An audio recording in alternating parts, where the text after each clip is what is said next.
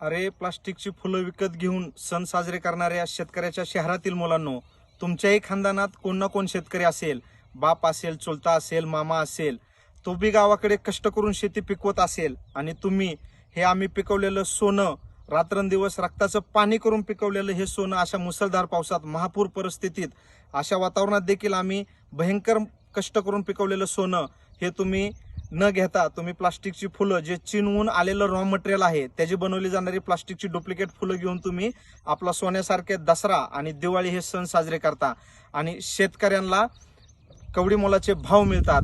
तर ह्याचा कुठंतरी तुम्ही विचार करून हे पिकवलेलं शेतकऱ्याचं सोनं तुम्ही ह्या आपल्या 2-3 सणासाठी तरी विकत घेऊन तुम्ही तुमचे सण हे चांगल्या पद्धतीनं साजरे केले पाहिजे. तेव्हा कुठंतरी शेतकरी आपला टिकणार आहे आणि वाचणार आहे.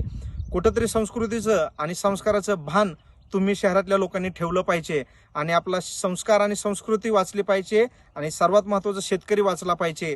त्यासाठी तुम्ही प्लास्टिकची फुलं विकत घेऊन सण साजरे करण्याच्या ऐवजी हे शेतकऱ्यांना पिकवलेलं सोनं घेऊन तुम्ही सण साजरे करा. नक्कीच आपला शेतकरी टिकेल आणि वाचेल.